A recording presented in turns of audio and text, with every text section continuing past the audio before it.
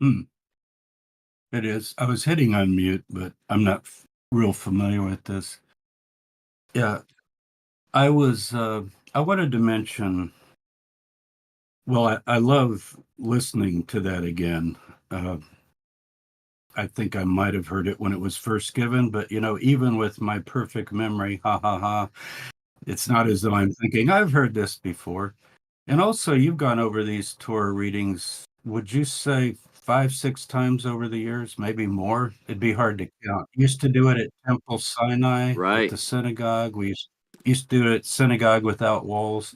The Yep. group's got a long history. It's actually got a really long history if you go back. And I did want to mention, because you mentioned this to our officers group, that, and many wouldn't know this probably and might be very interested in it, is there was a congregation of United Israel World Union in Michigan Hmm. and Holland, Michigan. And Doris Trinker is a veteran member still living, and her daughter Leah.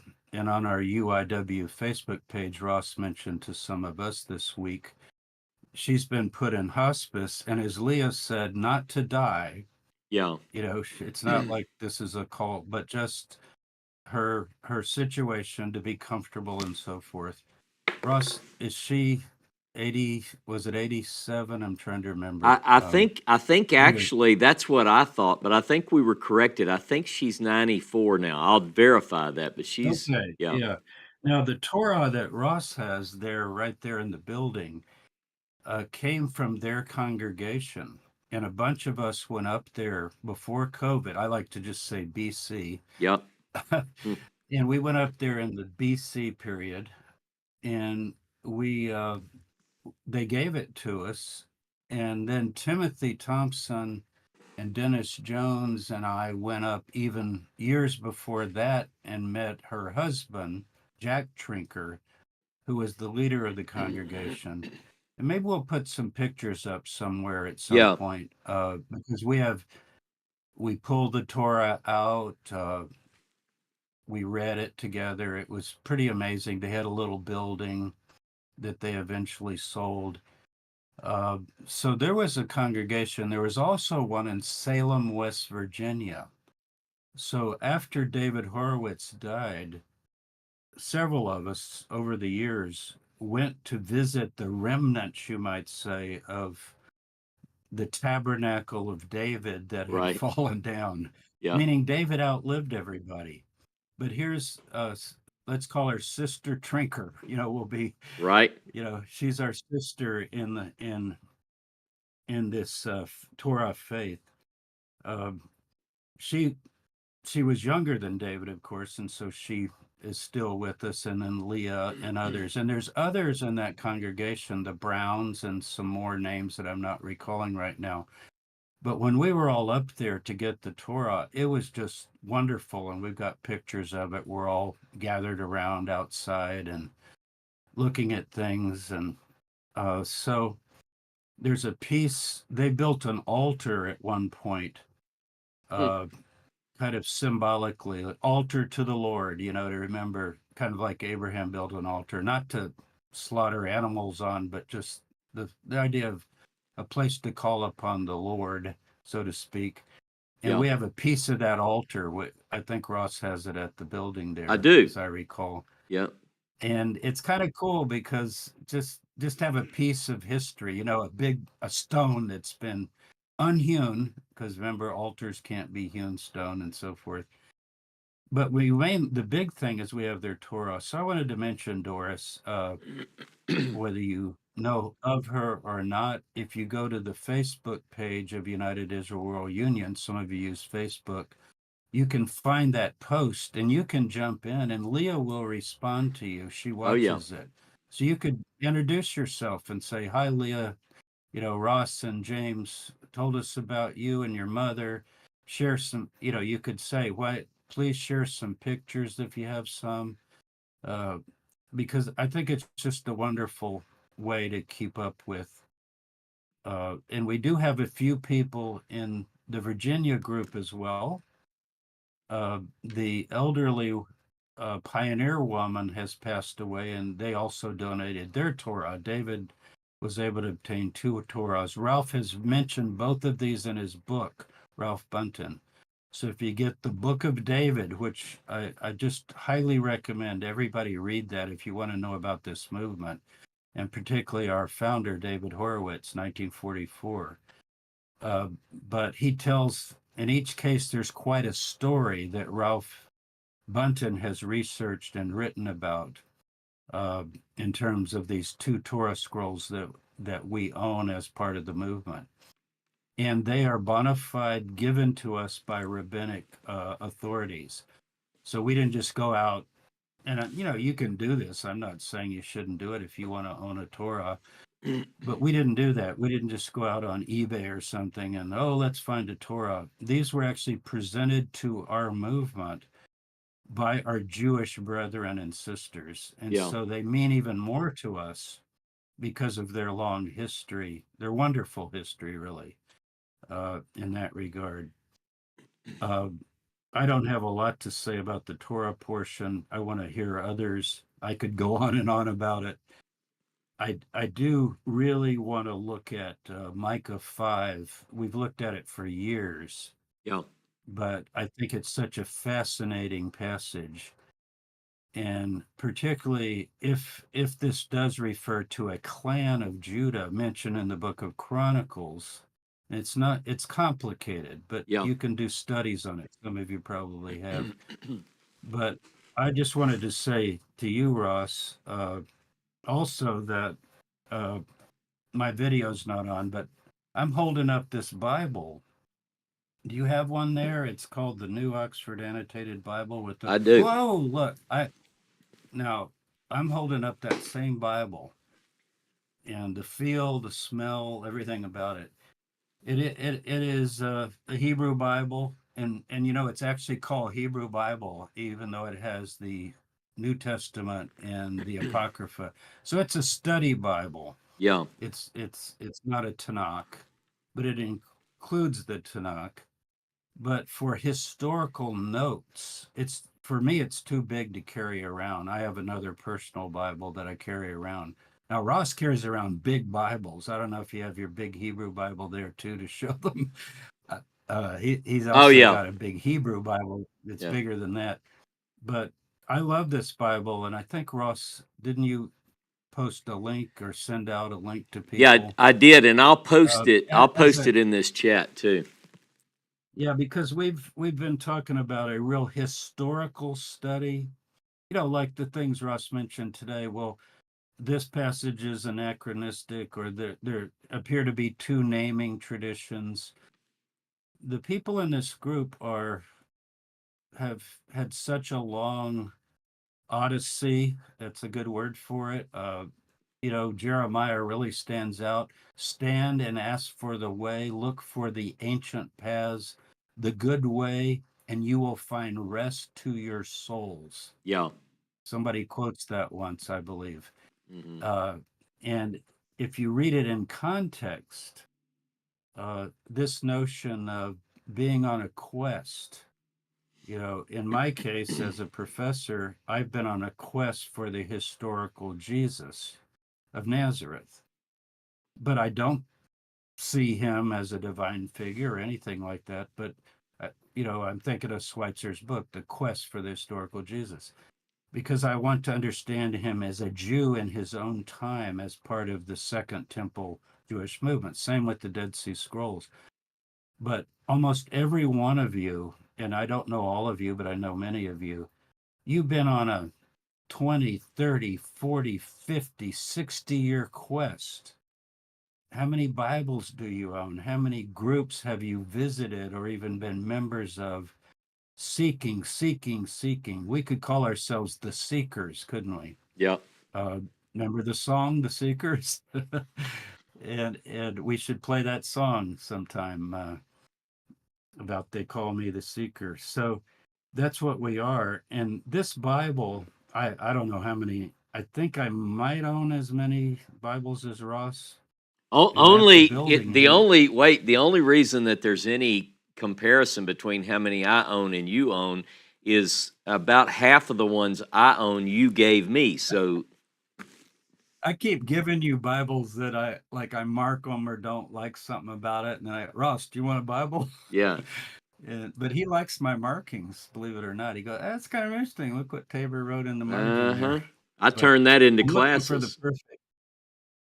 Yeah. So I got Ross told me about this Bible, and you know, people recommend all kinds of things, and I do probably have 20 Bibles. I have to sneak them in the house so that Lori doesn't see me, or she'll say, "Oh my God, another Bible." Yeah. I mean, I'm just kidding. She doesn't care how many I buy, but it's funny. I don't necessarily announce it to everybody because it's like, God, how many do you have? Yeah. But Ross told me about it this week, and I ordered it. I believe the day you got it, I said, "Okay, you've convinced me." But as a study Bible and a reference, like the maps and the Mm. notes and the it's just a beautiful Bible. I also like the Jewish study Bible Yeah. that several of us have recommended over the years. So I just wanted to mention those two things. They're both kind of announcements more than delving into the lecture itself or the teaching. But I really enjoyed it, and I love being with all of you. And my mind is on Israel night and day. I know it is with all of you as well. And just doing all I can in my own way with social media and other things to promote a bit of truth and education and enlightenment about the history of the Jewish people in the Holy Land, and all of the just horrible things that are being said now that are just complete lies, basically. So, anyway, take care, everybody. Really love you all and appreciate you all. And I love the freedom of this movement. Do you realize I'm the titular president, whatever that means. I don't run anything. I don't tell anybody what to do.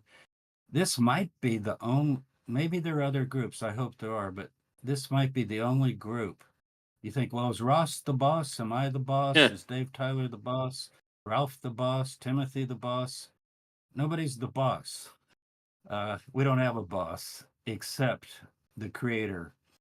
And as we've said so many times, there's only one qualification for being part of this movement, and that is to be a biblical seeker. The way David put it, this is actually in our Constitution and bylaws, which we do have, and we follow it very carefully. It's legal. Somebody wrote Patty could be the boss, Yep. or the Bob. I think they misspelled it. Anyway, uh, maybe that was intentional. But what it says in our bylaws is anyone who acknowledges the Creator God and wants to order their lives around the Tanakh, the Hebrew Bible. Uh, there's a seeking, sifting, searching. And David was, when David went to the Holy Land in the 1920s, he carried his Hebrew Bible with him his whole life. Ralph has it now. He has that Bible. But it's a little old Jewish publication study Bible. Plus, he had his Hebrew Bible too, because he's fluent in Hebrew. But when he went, he was Jewish. His father was a cantor. He was raised Shomer Shabbat Orthodox, but he still was seeking from day one. So our leader, our founder, if you had interviewed him in the 1920s, he says, I'm looking, I'm seeking." And you see that in his biographies, in all of his life. And he was the most amazing man. Those of you who've met him know that, and you can get a sense of it from Ralph's book. I think of him all the time, and I think of what he would be thinking right now with the things going on in Israel. He knew every prime minister. He knew world leaders. He corresponded with all the presidents of the United States in his lifetime. Not his whole lifetime, but I mean, beginning, I guess, with Roosevelt, Eleanor Roosevelt, and others on down. But he was a seeker. If you ask him what he believed, probably just tap his Hebrew Bible and say, I'm still learning today, you know. So I'll just leave you guys with that and let some other people talk. And take care, you guys. Well, nobody rushed you off the stage, James. Everyone enjoyed that, I'm sure. It is good to see that today, you know, some of what we've been doing since we came onto the Discord, we haven't had everyone in the room, but it's nice to see a lot of the people that have been with United Israel for a long time. And I won't name everyone, but even, you know, we're talking about Ralph's book. Ralph is in the room.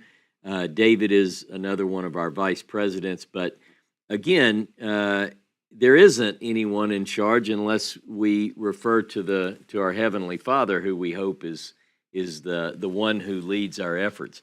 I do see a couple of other hands raised, and so some of us use nicknames when we sign up for this. So I see, and some of us know one another. Not everyone does. Let me scroll back up. I'm gonna bring East Alabama onto the stage here. Let me find that. Now, not everyone knows who East Alabama is. I do, but introduce yourself if you don't mind, and then let's get into some of the comments or questions. Are you unmuted? I am now. All right. I think you can hear me.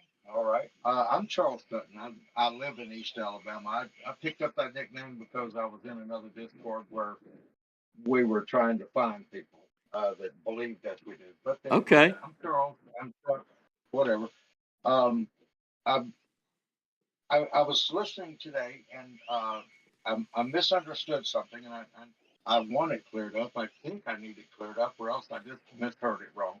Um, I've been pretty interested in Jodelle Onstott's book that she wrote about, I guess, about 5 years ago. I haven't purchased it yet because, hey, you know, budgets are budgets. But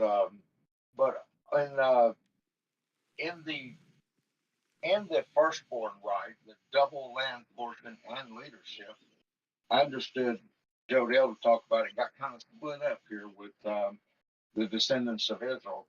Um, what I believed is that Judah was next in line for the firstborn right, and he did get leadership, but Joseph's sons got the double portion, or did he? I'm misunderstanding something. I'm not sure exactly where I'm going wrong, What? but help me out if you can. I'm gonna mute myself. Well, let me say this. I won't answer for Jodelle. I don't know if she's on or not. And I'm sure if it is budget, I know Jodelle very personally, and I know that we can help you out. If you need that book, you hit me up offline, and I'll get you a copy of that. I actually have a couple of extra copies here, so I'm happy to send that. Let me just try to answer it this way, Charles. What I read was very purposeful. So I read as I closed the class today, I'm setting things up for next week's portion from the Pentateuch. And I did that very strategically. And I read 1 Chronicles chapter 5 and verse 1. The sons of Reuben, the firstborn of Israel, he was the firstborn, but because he defiled his father's bed, his birthright was given to the sons of Joseph, son of Israel, so that he is not enrolled in the genealogy according to the birthright. Though Judah became prominent among his brothers and a ruler came from him, yet the birthright belonged to Joseph. Now, I think what happens is a lot of people understand, because they read biblical history, that they say, well, we have Judah and we have Joseph, who were both very important in everything that happens. I mean, all of us here know that. You can't, if you don't understand the northern and southern kingdoms and the kingdom of Judea, the kingdom of Judah, and the kingdom of Israel, you would miss quite a bit of what the Bible has to say. I think we would all agree. But what I tried to do in this series, and what I'm trying to do and continue to try to do, is let the Bible speak according to its own terms. So for instance, if someone says, "Who got the birthright?" What I would say, based on this text and other text, is here's what it says: Joseph got the birthright. And so that's where I would go with that. Now, I don't know if that quite answered your question. I don't recall what Jodelle does with that, but she's an able student of the Bible, and I'm sure she covers it quite extensively in her book. Again, Charles, just message me, and I'll see that you get a copy of that book, and then you could dig through it, find that, and let us know. I'd be happy to address that further. We are going to get into the Joseph cycle beginning next week, in fact. And what I can say is that the Joseph cycle of Pentateuch readings are not only my favorite, but among the favorite in all of everybody I know loves them. So we're going to get into those quite extensively over the next few weeks. Does that basically answer my view on it, Charles? It sounds like I need to do more reading, but I'm taking a college class now from Dr. James, and I've still got to get on Patreon and get my Hebrew training started. So busy. Hey, that's all right. All of this is fun stuff, and if you're working with Dr. James, you're probably in good hands. So if he gets into that, I don't know if he's covering that. Were you taking the Dead Sea Scroll course? I'm trying to. I've gotten down to page 118. Okay. And so I'm at community rule from Cave 4. I had questions on the first part, the Cave 1 community rule, but then I went back and read it again this morning because I was fixing to send Dr. Tabor an email and asking him why, and then I realized I had read it wrong. So Well, I'll let you handle still that. I'll let you handle that in the Dead Sea Scroll course. Hey, thanks, Charles. I'm going to keep rolling down the list. I'm going to bring up David Tyler. And by the way, I do see I have a couple of questions. One is from Aja. I'm going to get to that shortly. Dave Tyler, welcome to the stage, my friend. Yeah. Okay. So United Israel Northeast at Gmail is my United Israel email address. A couple of things. Again, I don't want to keep bringing this up, but um, I think Seth has done a phenomenal job, and people feel free to support Seth financially because he's working for about nothing. And I just am so impressed with what Seth is doing. Um, Second thing, I came into this whole thing, in a roundabout way to United Israel, and and what drew me in was Dr. Tabor because um, he was the nicest of all these so-called scholars. James is truly a scholar. Some of the people that call themselves scholars I don't think are. But James was always saying, here's what I think the book says. He never said, no, this is what you have to say, Yep. blah, blah, blah, blah. He was always backing it up with biblical and historical text. So that's just another thing I want to talk about. The other issue about today's class that I wanted to speak of is if you do not understand these basic events, you will not understand the prophets. And what I mean is, one of the problems that all of the I don't say all, but many of the people who try to understand prophecy is that they maybe were Christians and they're kind of looking at it from a Christological point of view, maybe. But the fact is, in my opinion, this is where we get these great foundation And like I've always said many times, instead of trying to worry about what the roof is going to look like, you got to start by digging a hole and putting some cement in the ground. And then you put in a floor, and then so the building is built by understanding really what happens from Jacob on, and of course the everything before is very important, but that's the thing I think that's so important about these classes, Ross, is that it is a amazing way to go back and look at this stuff. The other thing that I really never understood until I started really studying for a long time, and you've done a great job of this, Ross, is anachronism. And of Yeah. course, if you look at David Roll's whole thing, he really goes on about how powerful these anachronisms are in unraveling the mystery of the Exodus and Joseph in Egypt. So to me, that's an extremely important aspect is what we're going to go through. And the next set of if we're going to go into Joseph, the next set of classes are going to be extremely important in making a foundation for what we believe. And David Horowitz really believed in the reunion of the tribes. Yeah. And in fact, I think Dr. Tabor told me he was famous for saying, "Without a united Israel, there is no world union."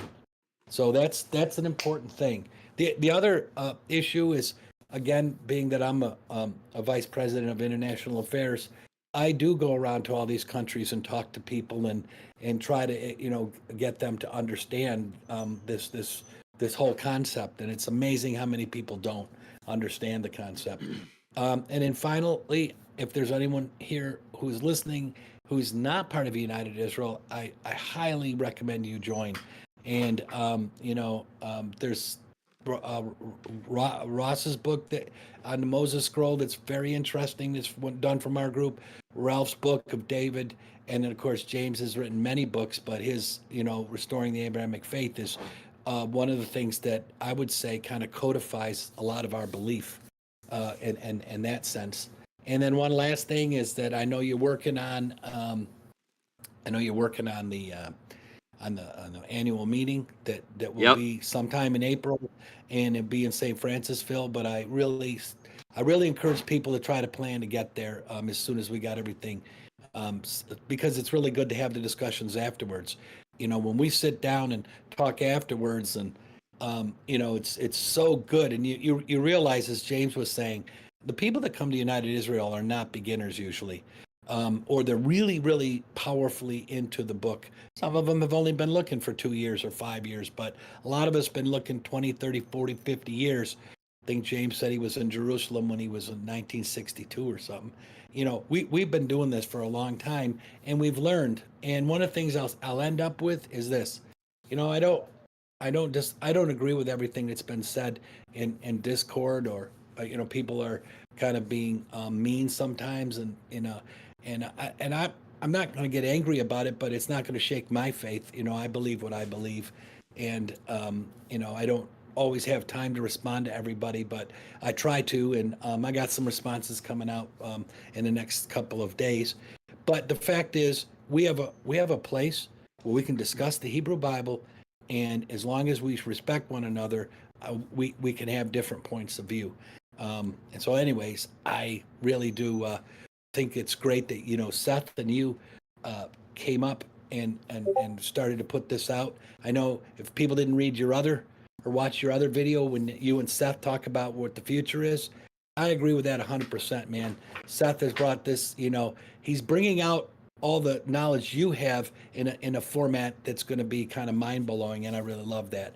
Anyways, I just want to say Shabbat Shalom to everybody, and I think you did a great job today. And Seth, thank you as always, because it just gets better, man. You're doing a great job, and this Discord thing is the way to go. It's a little hard to get through, but once you get working it, you understand it. So thank you all, and Shabbat Shalom.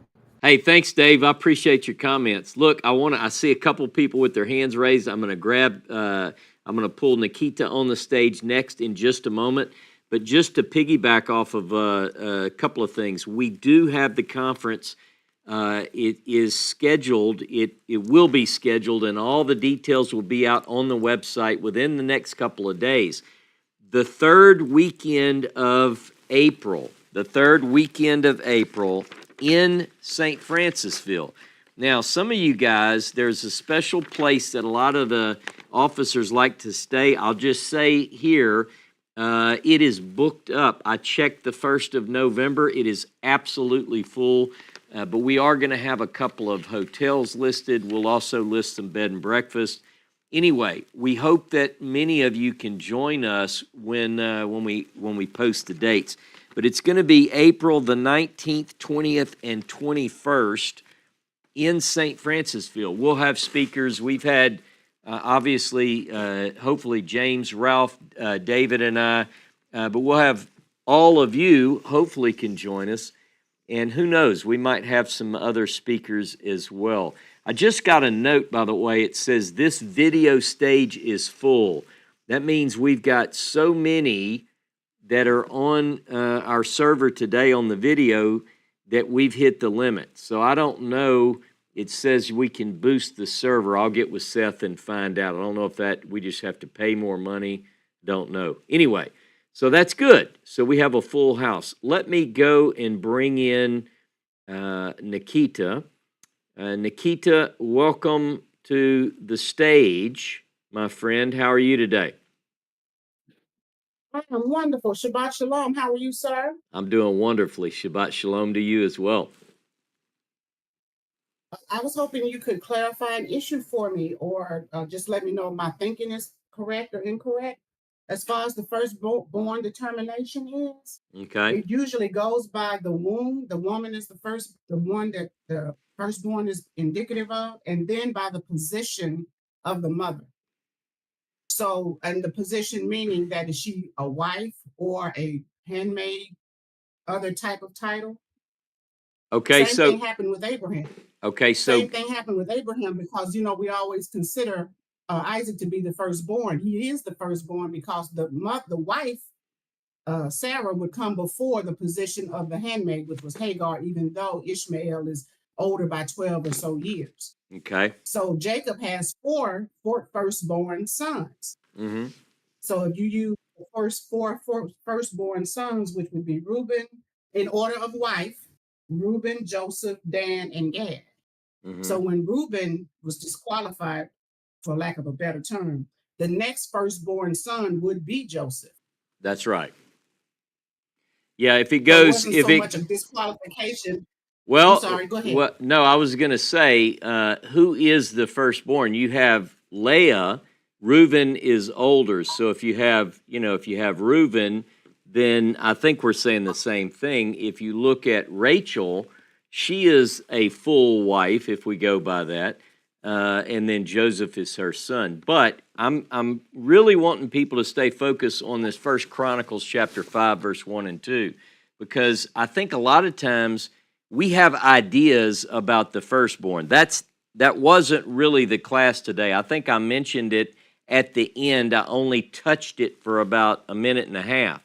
But we will get more into that as we go forward. But what I would encourage people to do, and I know you have, most of you are Bible students like I am, you read all the time, is to do a major study on the firstborn. Because we're going to get to that later, but I'm going to move into a couple of these other questions too. But you made your point, and I think we're in agreement, Nikita. What else do you have on that? Do you have other texts that you want to bring in? Yes, it was and I did not write those down. Unfortunately, I was too busy trying to listen instead of scribble. Hey, I know, I It do. was Yeah. it just follows the way, because growing up as a child, and they told me that Isaac was Abraham's firstborn, and then I read for myself growing up and understanding, Yeah. you see, Ishmael got him by 12, 14 years. Right. So I'm like, there has to be another determining factor that gives that to the firstborn. And as I was studying myself, it's the firstborn is based on the womb. It's not so much like, a man can have more than one firstborn child Yeah. if he has relations with more than one woman. Yeah. So once the children of the firstborn wives are exalted as far as who would get that birthright, Yeah. once Reuben was disqualified, you go to the next wife, that would be Joseph. Mm-hmm. So then if something had happened, when Joseph was, taken away or not known to be still alive, then you would go back to the first wife. And then it would have been Simeon and Levi. But of course, because of their actions, they were not able to be taken in under that role. So then you would go to Rachel's next one, which would be Benjamin. Well, So it was just the logic of the way the Most High has set up everything. I mean, once you exhaust all the children of the wives, then you would go to the children of the handmaids or whatever title they were. Yeah. It's going to be exciting when we get into the Joseph narrative, because I think good Bible students all over the world forever have realized Joseph's importance. But again, if we miss this, if we don't put the emphasis that's required according to the biblical text on Joseph, then we miss everything. In my view, I think it absolutely has to be stressed. And of course, when we get into Ephraim, and you start playing through the prophets, particularly you start working through the prophets, and you get very clearly that Ephraim is the firstborn. Ephraim is God's son. You see that language. So it's going to be important that we follow that through. But we're going to follow that through. We're going to get into that in the coming classes. So very good. No, good comment. Yeah, sure. Matt, when the situation with Reuben and the Bilhah, did that happen before or after Joseph? I don't recall off the top of my head. We can look at it, but I don't recall. What would that? Why are you asking that? Just so I can follow your train of thought? Of course, I was asking that because if that happened before Joseph, then the reason why the brothers wanted to get rid of Joseph was because of his hold on righteousness.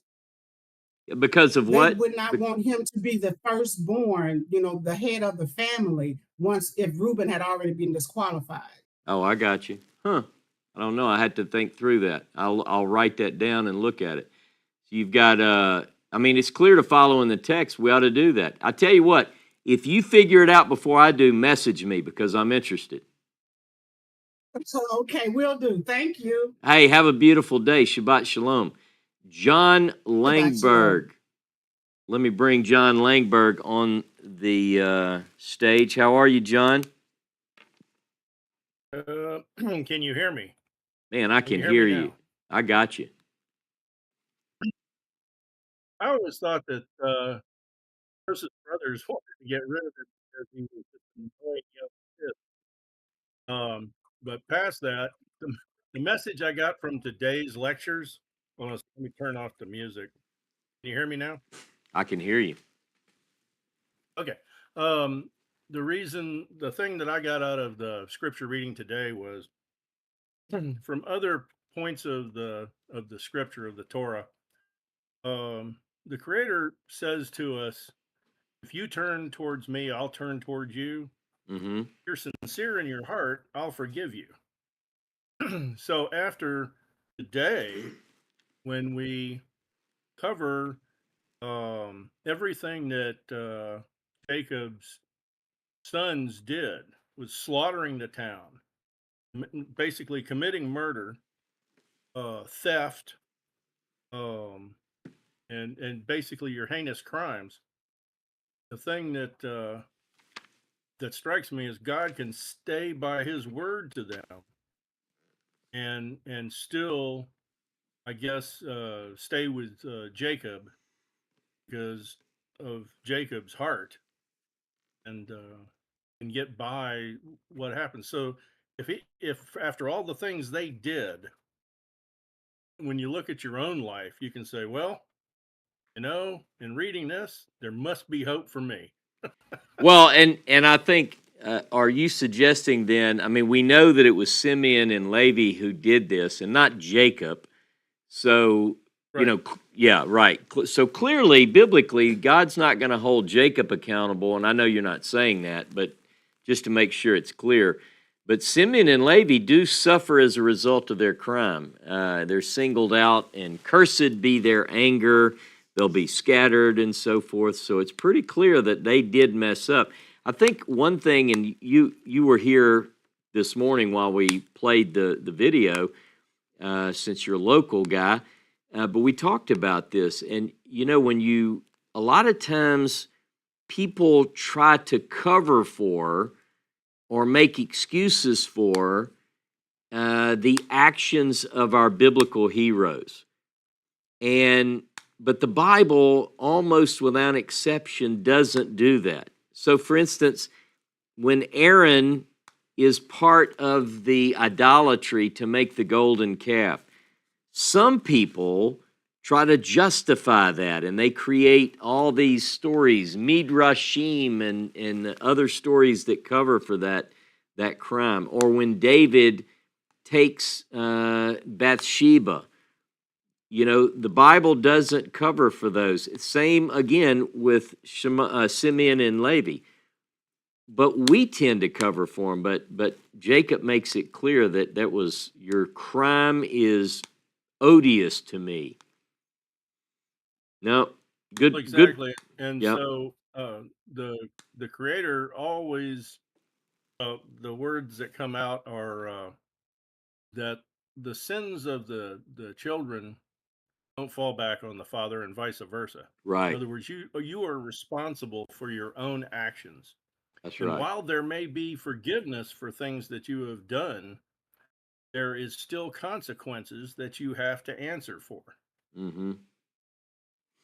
And Good. so, yeah, the kids have a debt that they have to pay for what they've done. And but Yep. I still think it's a wonderful thing that in his word to Abraham and to Isaac and to Jacob, he just didn't abandon the whole crew Yeah. because of the actions of a couple. That's And right. looking at your map this morning, when you look at everything they did and they made their turn south, looks like they were in a beeline. And the first thing that comes to my mind is they're trying to leave their reputation behind them. Yeah. Hey, and on that point, I know it was a lot of detail, and I did post the map here in Discord so people can kind of follow along. It's a lot of detail, but if you really follow the narrative, you do see the geography is vital to understanding what's going on. And I know we're going to get to this in a moment because Aja has asked a question. She's even stepping up on stage so that she gets her question answered. But she's right behind Betty. So we'll get Betty Elisheva next. John, is that all you had this morning for us? Or this afternoon Yeah, now? thanks a lot, Ross. Hey, brother, good to see you. I'll see you around all week, so. All right, I'm going to invite Betty Elisheva to the screen, to the stage. Hey, Betty, how are you? Shabbat Shalom, Ross, and everybody. Shabbat Thanks so shalom. much for this. And these Torah portions are probably my favorite in the whole of Torah. Yeah. My question or comment, I would like for you to comment on the difference between Joseph being given the birthright as the firstborn and the scepter not departing from Judah until Shiloh comes, as mentioned in Genesis 49. Bereshit, Yeah. or no, Deuteronomy 29:10. No, you mean Genesis 49:10. Yeah. I mean Genesis. I'm That's sorry. okay. I That's all have my right. Bible open to Deuteronomy. Yeah, yeah. Well, before I do, what are your thoughts? Because I happen to know, and not everyone knows, but I happen to know that you're quite the able student, and you're preparing Uh, a book to be published soon. So, what are your thoughts on Genesis 49:10? yes. Well, to me, it's okay. I'm not really clear on it. Okay. I mean, there's, I guess, a difference in a scepter is something of authority Mm-hmm. that is held by a person. And at this point, Judah is the one that holds that. Yet the birthright is Joseph's. Yeah. So, I mean, and I read all the blessings in Genesis 49, all of the things that will come to Joseph. Mm-hmm. But somehow the scepter and the birthright are going to converge, it seems, as in Ezekiel 37 with the two sticks. So, but I would like some clarification on your part as to what you think, how all of this is going to happen. I'll be happy to offer a little bit of what I think, but it Okay. certainly doesn't resolve. These are very deep matters, and I know that a lot of people are probably ready to jump in and help us here. But so Genesis 49, which we'll come to in the next few weeks as we work through these Torah portions, is quite interesting in this regard, particularly as we're talking about what belongs to which tribal person, and so for instance, in Genesis 49:10, we have this very interesting phrase.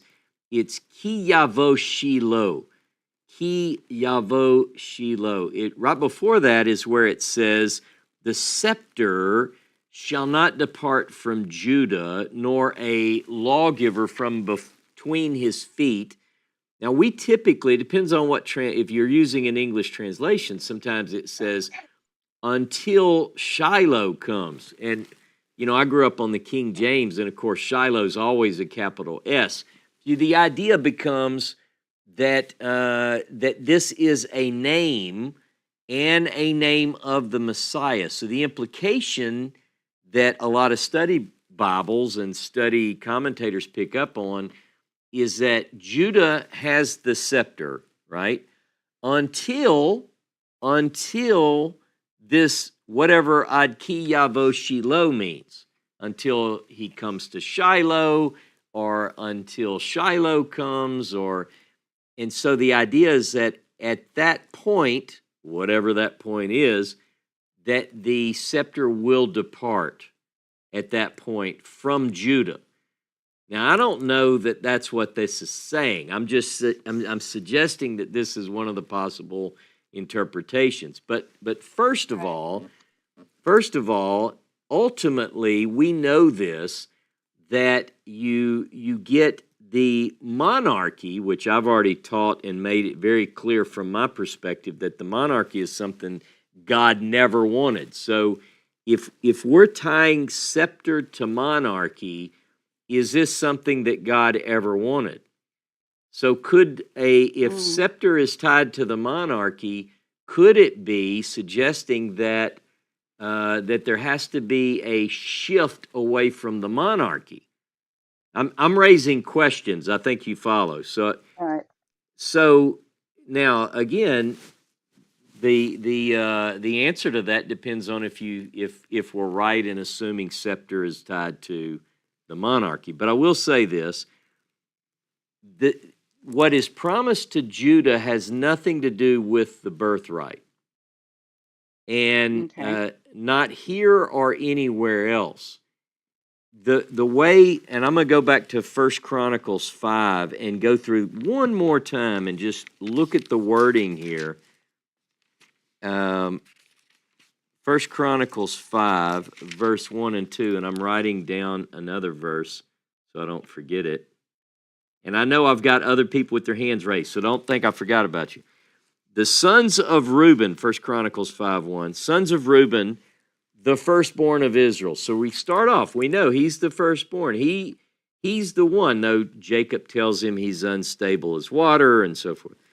He was the firstborn, but because he defiled his father's bed, his birthright was given to the sons of Joseph, son of Israel. Now, what I want people to study, and not me to answer, but I want people to study, is it saying that the firstborn and the birthright are the same thing? This is a question.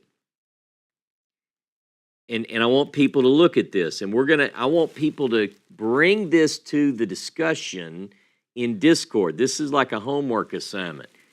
So we've got the firstborn of Israel. Reuben is, now I'm reading the English, so you got to look at the Hebrew. And then it says his birthright was given to the sons of Israel. So it says he was the firstborn. Is giving of the birthright the same as handing over the firstborn right? So that, I'm picking back up with the text, so that he is not enrolled in the genealogy according to the birthright. Again, you have to look at the Hebrew. Though Judah becomes prominent among his brothers, and a ruler came from him, what's the word for ruler there? Yet the birthright belonged to Joseph. Now, Nikita, a few minutes ago, brought up an interesting way to think about this, and I want people to consider this too. It's from the position, the birth position from the womb, so, and by the mother. So you have 4 women involved: Leah, Rachel, Bilhah, and Zilpah. Bilhah and Zilpah are handmaids.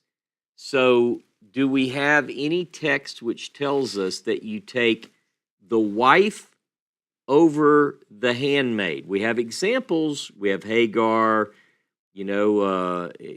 where Abraham sends the children off and so forth. So anyway, these are all good questions. I know I haven't quite answered it, but I want to give people things to think about because I want to bring this discussion even more forward in our Discord under the dialogue. I might, if someone else doesn't beat me to it, I might even start a discussion on the birthright and let people just bring forward all their studies. How's that sound?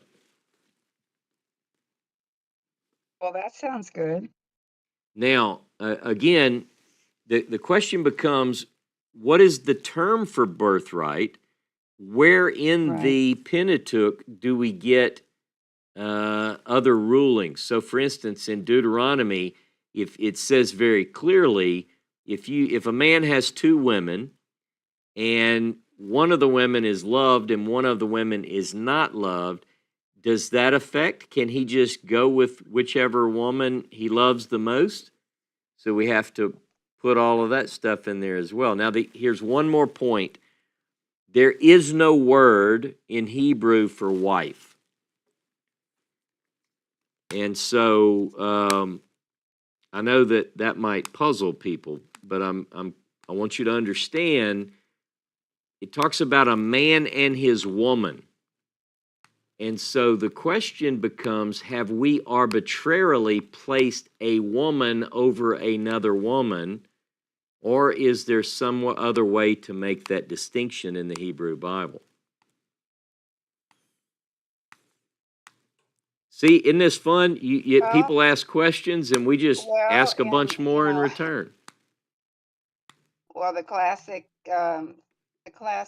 thing in Judaism is that when you ask a question, you answer the question with another question. And that's what keeps us going on and on and on in our studies. That's right. So, That's right. Hey, this is going to be a and fun discussion, though. I really want us to take, because that seems to be, I talked for an hour and a half. I think I spent 1 minute and 6 seconds on, I mentioned firstborn, and maybe because it was at the end, that's what everybody picked up. So that's good. We need to take this lesson and really pull that out and look at it. Now, I'm going to give you one more thing to think about. You said something, Betty. You said that at some point the two merge, or there is a merging. We also get a merging between Judah and the priesthood. And, because particularly even late in the biblical text, when we get to Zechariah, we see a king and a priest, and there seems to be a sharing between the two.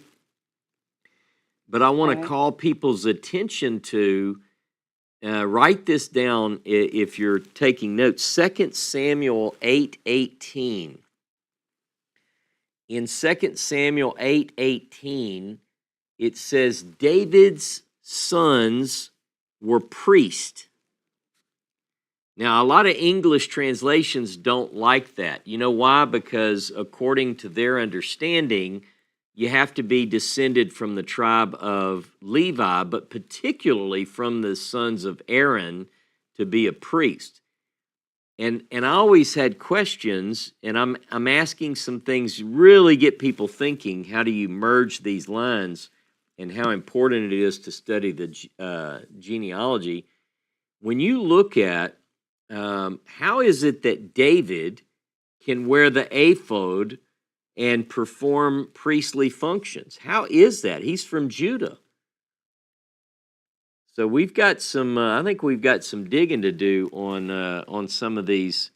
But back to the point about the firstborn, it does seem to be very clearly the tribe of Joseph gets the birthright here. Now, I know that I think Charles Sutton brought up that he had heard that there was a division, that the birthright was split between Judah and Joseph. And I don't know exactly where he got that, but what I would look for is show me a text where it says that in the Bible. Because I'm showing people a text right here in 1 Chronicles 5 that makes it clear that the birthright is with Joseph. Interestingly enough, this is a text that is seemingly from the kingdom of Judah's scribes. So why would the kingdom of Judah, the scribes of Judah, admit that the birthright went to the tribes of the north unless it really did, you see? Anyway. And the birthright, what would you say is the essence of the birthright?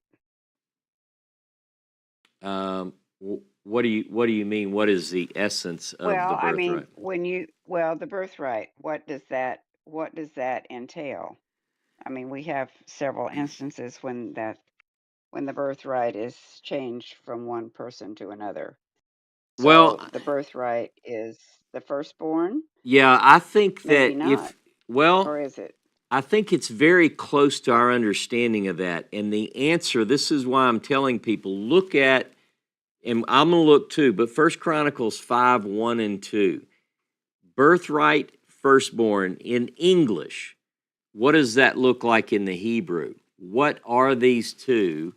You guys are going to just make me just spend the whole time on this. So let me pull it up. Oh, sorry. No, that's okay. That's okay. Let me pull up. I just want to look at one thing. And by the way, if someone wonders what I'm doing, I haven't gone away. I'm pulling something up here. Okay. Because I want to make sure as I look at the Hebrew, that's what I thought. Okay. All right. So when I keep saying look at 1 Chronicles 5, 1 and 2, find for me, this is the answer.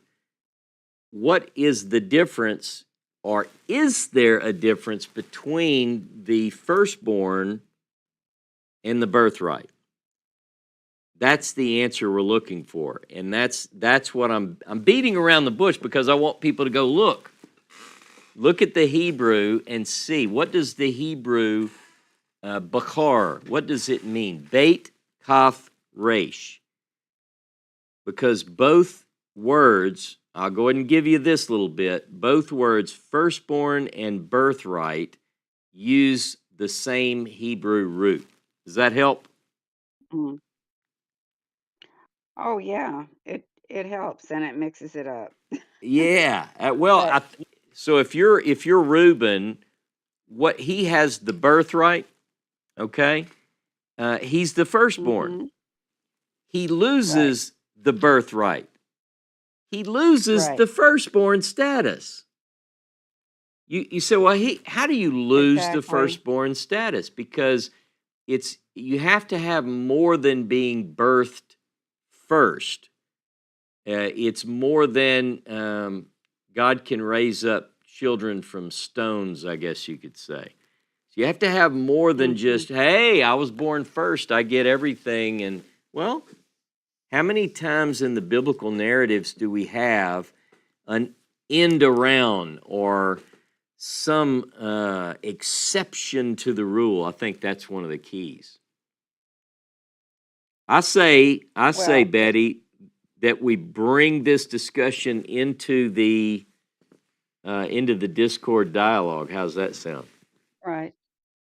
That sounds good. And I have just one more thing to add is that later, as we get into the Joseph story, it is Joseph that really pulls all the family together again.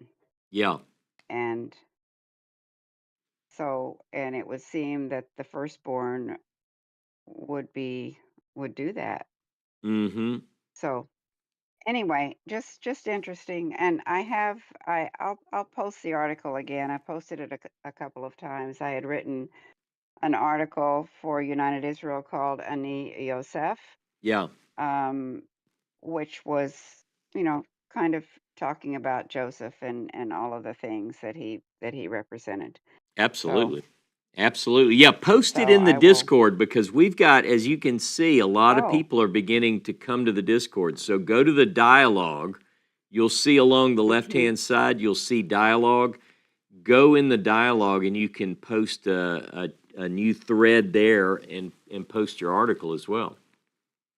Okay, that sounds good. Discord is kind of new to me. I'm having trouble making my way around, but I know how to ask for help. So, There you go. Very hey, good. thank you. And I didn't mean to monopolize the whole Discord this morning. My Oh, that's apologies. okay. No, that's fine. We've got So, time. We're going to move on down the list to Aja. Aja, I'm going to invite you to the stage, my friend. Welcome. And let's see, did I click it? All right, Aja, let's see. There you are. Sorry for the long wait, Aja. How are you? Hey, that's fine. Shalom, shalom. I've been enjoying all the conversation. So yeah, no need to apologize. I'm All doing right. great. And yourself? I'm doing well. Awesome. I saw Awesome. your Well, question. So is it the same question or do you have another one? well, yes, I do want to know the answer to that question. But before we get into that, because I think it's its own topic probably, and I don't want it to get missed. But I think that there's so much. I don't know how this group feels about the book of Jasher of Yashar, but there's so much on this specific topic that we're talking about the birthright and how that all kind of comes together. That I think it behooves us to at least look at it, even if we're just looking at it from a perspective of a historical and not a scriptural basis. Um, it tells us in Jasher in chapter 36, verse 13, it says, after the death of Rachel, that Yaakov pitched his tent in the tent of her handmaid Bilhah. So he is kind of showing that favor, that love that he had for Rachel. He's shifting that over to Bilhah. And Reuben, it says Reuben was jealous for his mother Leah on account of this and was filled with anger. And he rose up in his anger and went. We know he had a lot of that. And entered the tent of Bilhah Yeah. and thence removed his father's bed. So by Torah, and again, there's like the whole debate about what was given to Yaakov or what was given to Abraham before the Sinai. But by Torah, we know that if somebody sleeps with your wife, then she's defiled to you. And this was even like kind of a lesser status, as Nikita was pointing out, of a concubine. So there was a power play going on here where he was like, listen, I'm going to make sure that one, there's no more seed coming out of Bilhah and thus the line of Rachel, of Rachel, and also at the same time, thus he's turning his attention to Leah, even though she's not bearing children at this time, but still the focus becomes, Leah and her handmaid. And then it says, at that time, the portion of birthright, together with the kingly and priestly offices, was removed from the sons of Reuben, for he had profaned his father's bed, and the birthright was given unto Joseph, the kingly office to Yehuda, and the priesthood unto Levi, because Reuben had defiled his father's bed. So I think that's a really succinct, summary of what was going on here. and ties it back into how, that covenant that you talked about, the Bechor, the birthright. And what does that mean? And I don't want to take away anybody's homework here, but if we look at the root of that Yeah. word, the idea of favor, levacher, the idea of favoritism, bikhur, the idea of seniority, bachir, all of these things. And of course, bechor is wrapped up in the firstborn. Yeah. Even habichorim, the first fruits, right? Yeah, that's And right. that has obviously prophetic overtones. So when we look at that as a whole picture, we're seeing that this is all about inheriting that blessing that was originally given to Abraham, which was, a many faceted blessing. There was the land covenant. There was the promise that all the families of the earth would be blessed through Abraham and through his seed, and through the process of redemption that would come out of that. And so, even this theme of the older serving the younger and the older kind of despising or defiling in some way his birthright. You're taking It's carried throughout. you're taking their homework. You're taking their homework. Oh goodness. Okay. No, I'm I'm gonna shut joking. up. No. But hold on. Let me go back to one thing you said, Aja, and that is, and this is just a friendly challenge because I'm not an expert on the book of Jasher, but from a biblical historical point of view, we have two references to the book of Yashar in the Hebrew Bible, and both of those references are very minimal. And I do know that there are a few available, let's just say people said, look what I found. I have the ancient book of Jasher. But to my knowledge, and this is just, I'm up for challenge on this, but to my knowledge, when I've done a study on this, what I think I recall is that it's highly debated and considered to be very, very late. And in other words, what is typically understood to be the book of Jasher is certainly not, according to most academics, the book of Jasher mentioned in the two places in the Tanakh. Have you found something different than that? So yes and no. I've definitely come across that. I mean, I think that's why I kind of prefaced it with, I don't know how people feel, and I respect Right, that. right. But but I think here's the thing: the big argument that I've heard against Jasher, against the copy that we have now being contemporaneous with these ancient texts and that are referenced in the book of Joshua and so forth, is that there's mention of, I think, like, it says something about Africa, or it says something about some modern, modern place names that people say, okay, these places wouldn't have been identified as such at that time. Yeah. However, we can see, and this actually ties back into my question about Benjamin and your sources there. What we need to realize about the Tanakh is that, obviously, and this is just the Tanakh, is that it was compiled over time. Yeah. And whether we think that it was all kind of written down at the time of Moshe, or whether we think Joshua wrote it down and there's kind of scriptural indications for that after his life, the idea that it went completely untampered without any helpful corrections, pointers, etc., being added, I think is a little bit. It's difficult to imagine people being that faithful to the text. I think they did their best, it's certainly, but I think just like we see in modern translations, we see this kind of, people want to clarify, they want to put footnotes. And actually, it was the other point I wanted to bring up with Shiloh.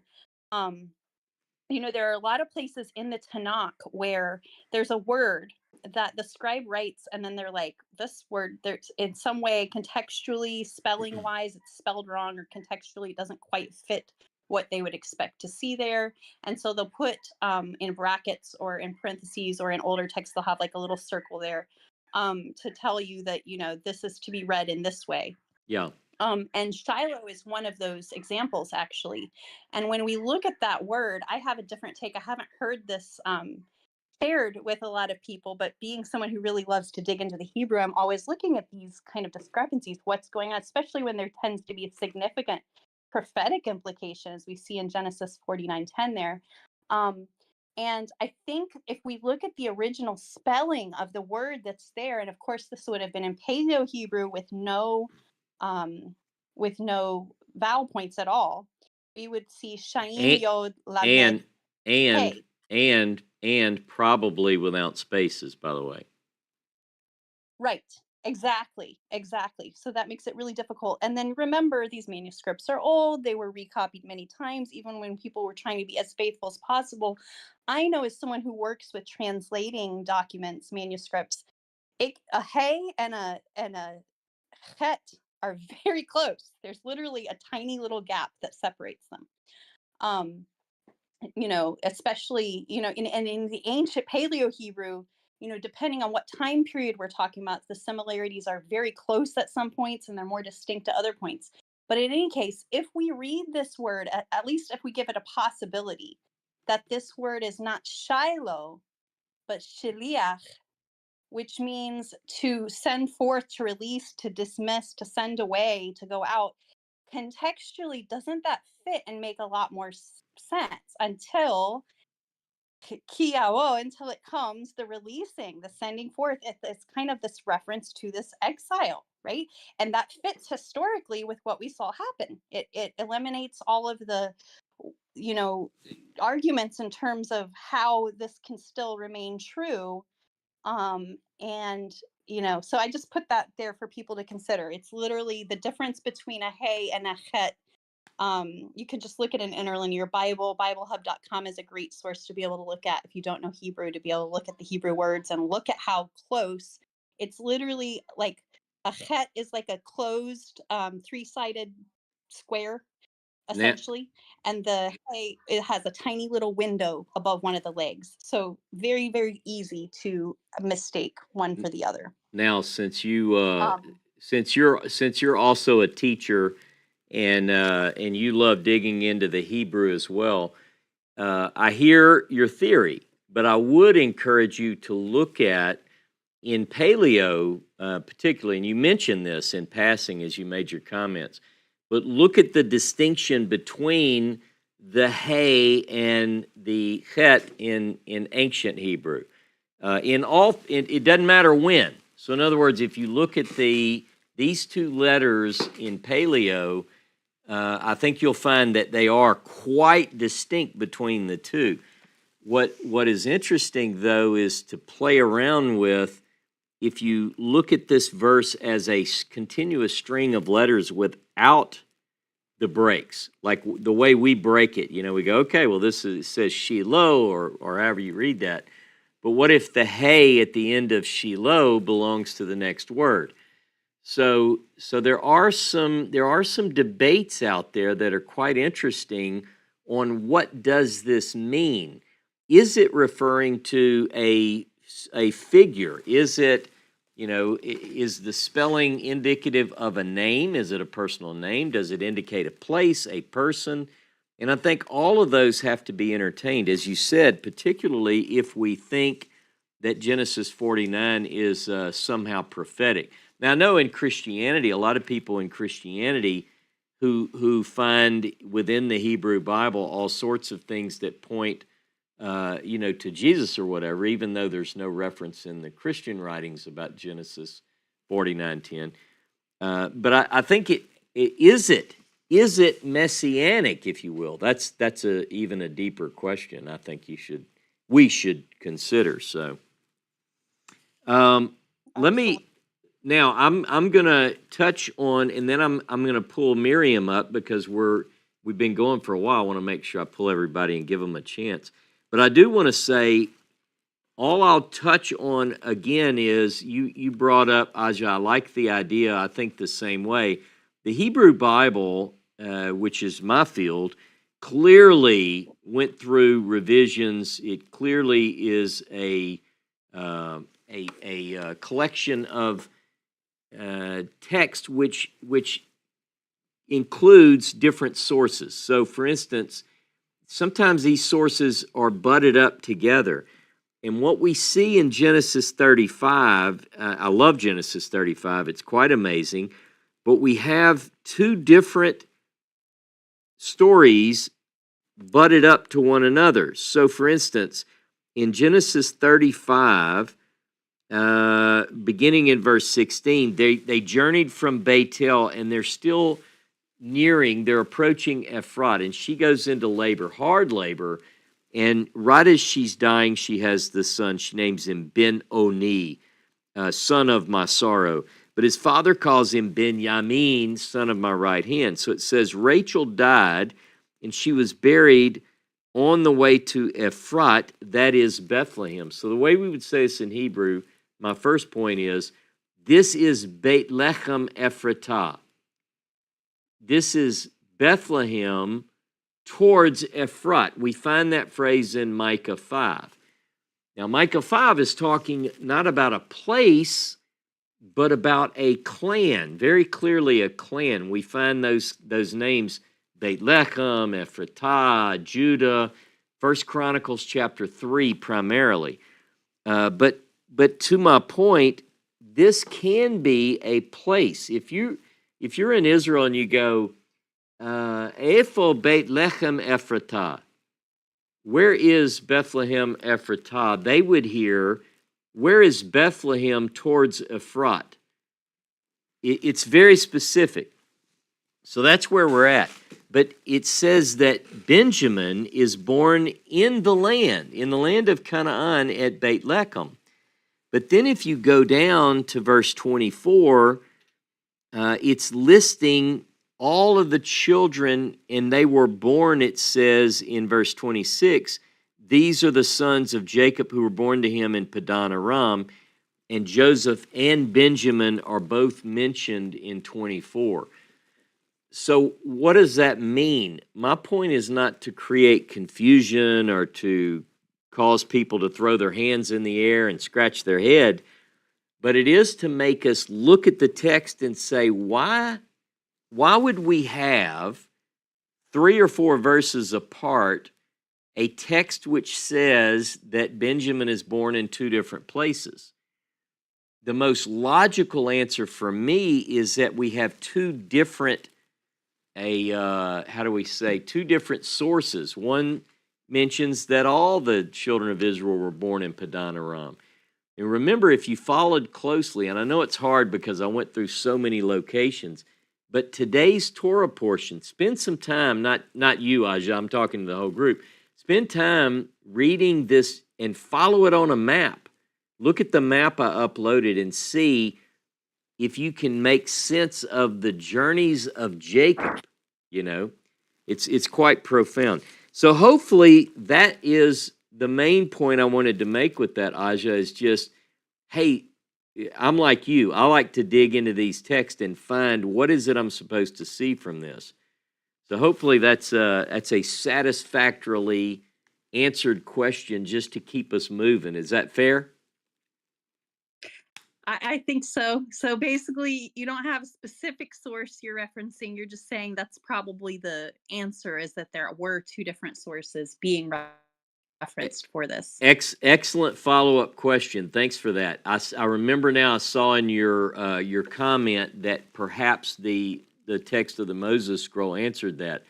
Unfortunately, or fortunately, depends on how you look at it, the text of the Moses scroll only contains a text. It does mention Benjamin, but it's very, very brief. It's about the size of our prophetic book of Hosea.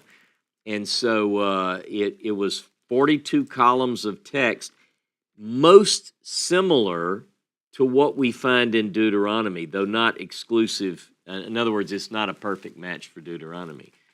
And that's the main point, is that it doesn't actually have this story about the birth of the children. So, all right. So it's not a text. It is. You're right. What I'm suggesting is that we probably, this is speculative. We had a source that says that Benjamin was born in Padan Aram. We had a source that says Benjamin was born in Beit Lechem Ephratah. Let me give you one more example of this same thing. Aja, if you can stay with me one more second. Okay. if you look at Genesis 12, verse 1, now the Lord said to Avram, go from your country and your kindred and your father's house to the land that I will show you.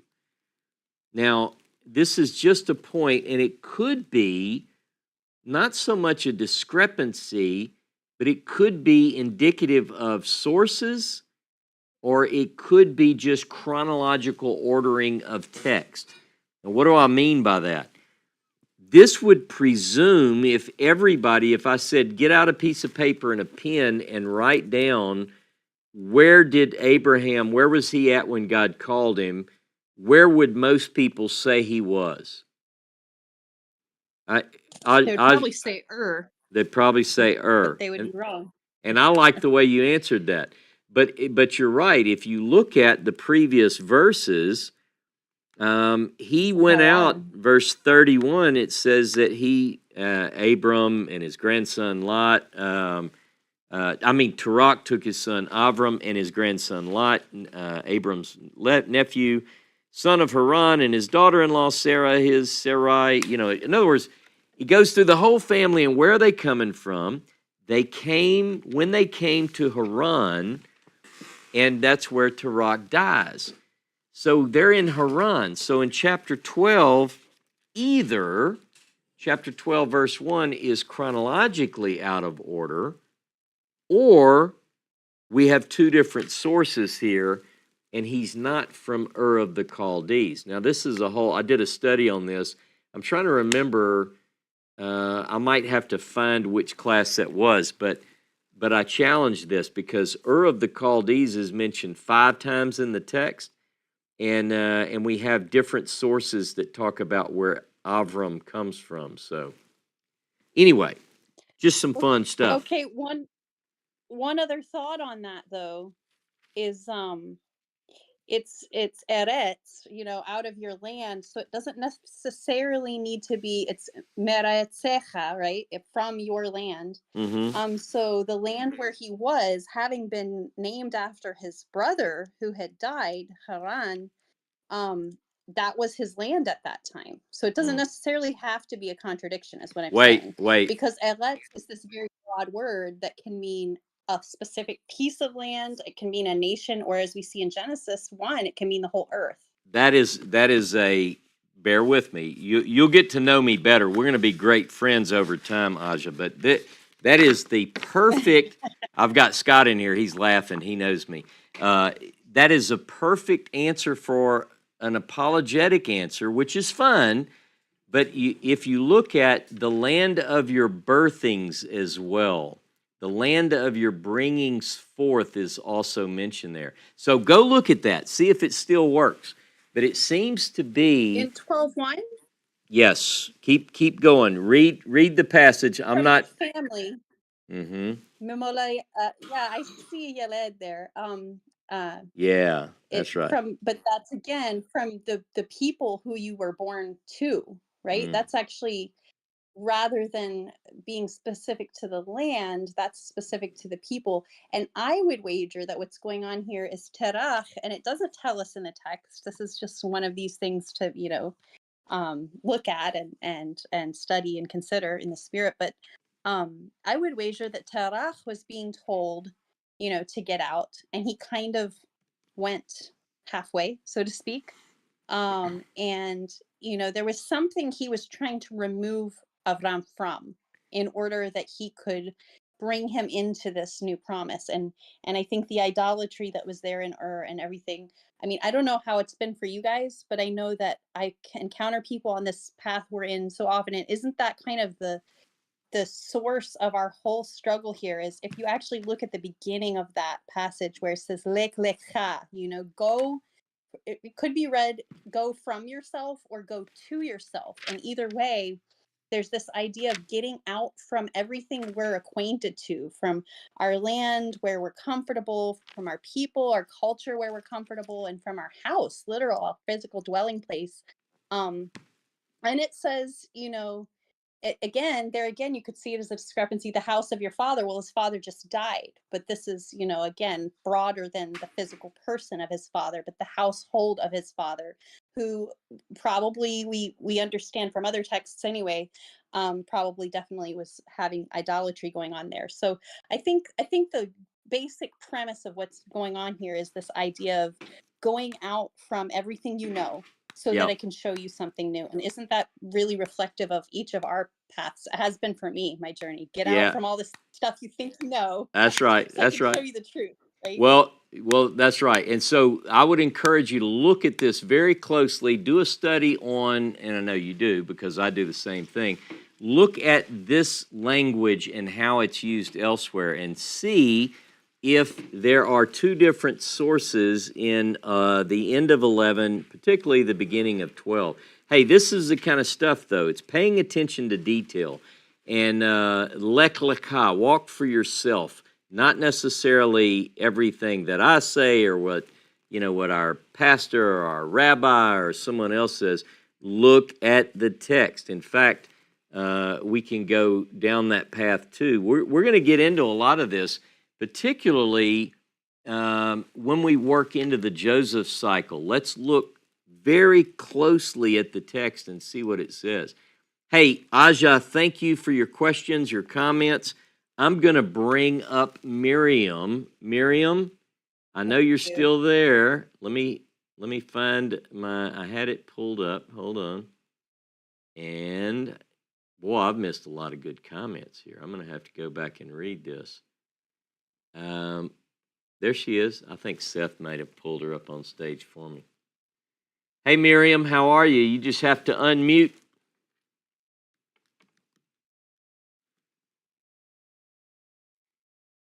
Shabbat Shalom. There it is. Shabbat Shalom. How are you?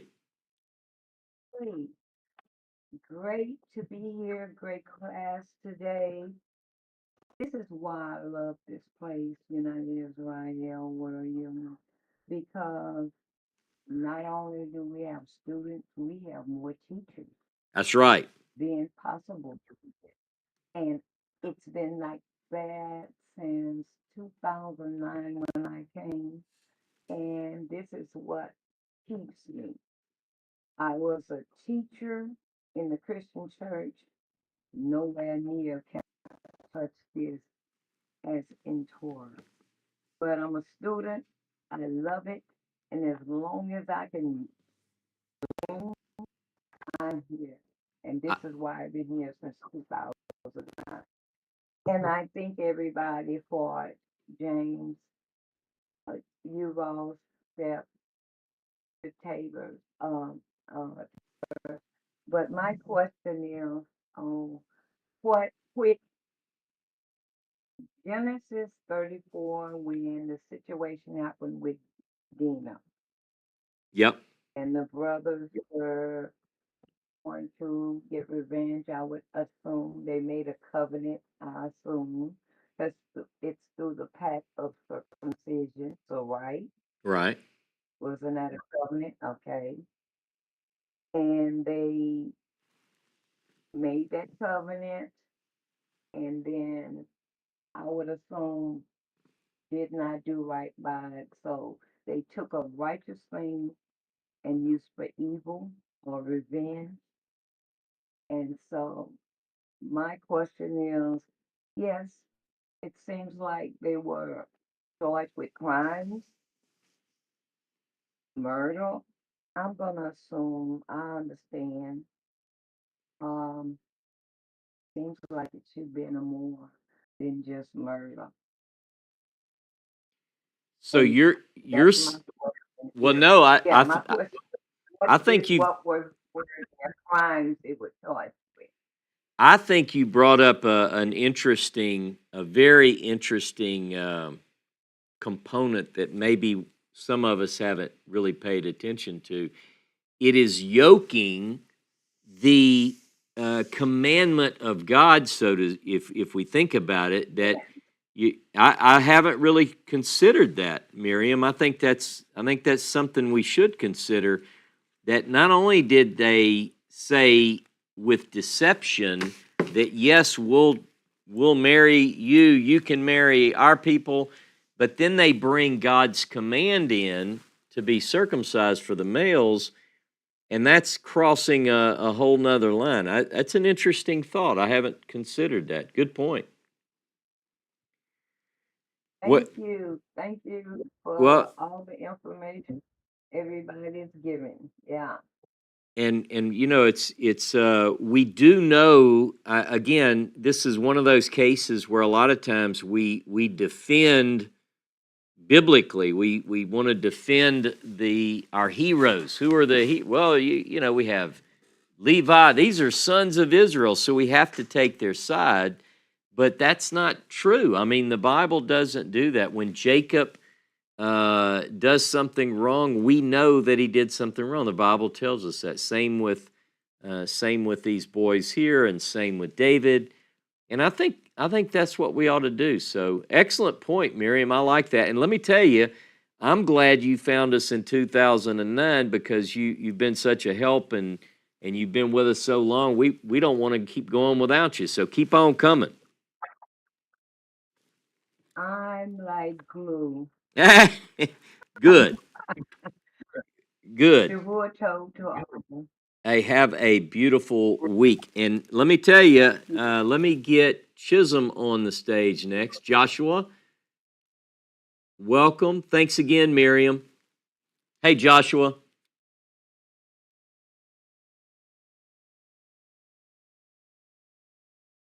I see you. I'm waiting to hear you. That's okay. Well, he's a tech guy. He'll figure this out pretty quickly. But let me just tell you. Test, test. I got you. You're good. All right. I'll just wait. I'll let you go. I'm sorry. It's always one little thing with the software with my That's all setup. right. So happy Saturday. Good morning. Good morning. I've got two quick things, and I know we've been going for a while, so I want to make it quick. But Okay. don't laugh, or at least don't laugh out loud.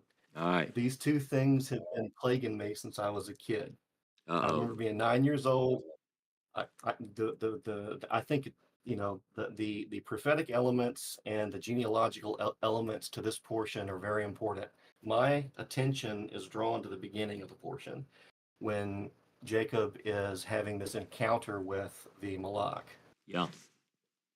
So the first thing that always troubled me was, how do we get from Jacob wrestling with this Malak all night, and the Malak reaches down and touches him on the thigh or the hip? Yeah. Maybe he hits him. Maybe he whacks him. Because if you ever practice martial arts, you know how that goes. You get tired of wrestling and you want to bring it to an end. Right? How do we get from there to deciding that we're not going to eat this part of the animal?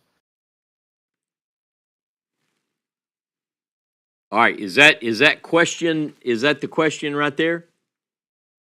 Yes, sir. That's question number one. How do we go from Jacob having a wrestling match with a malach or an angel, All right. and then the angel touching there, and then there is a decision made that they will not eat the hip or the thigh part of the animal to that day? Can we look at that text together, and let me just give you my view, Joshua.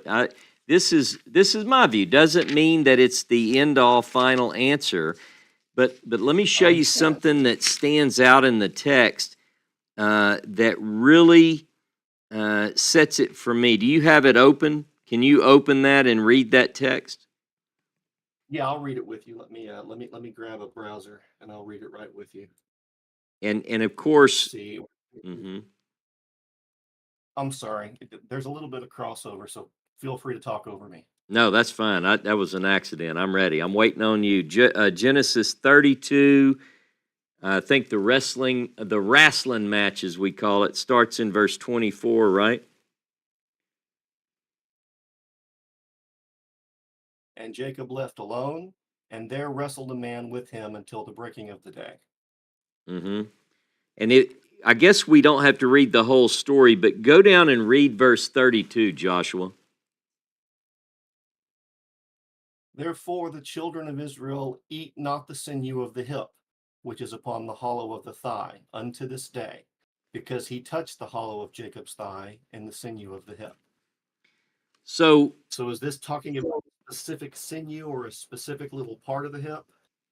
well, I tell you what catches my focus first of all is that this is written later, all right? And I think most people would know that. This doesn't have to even enter the realm of academic source criticism or anything like that.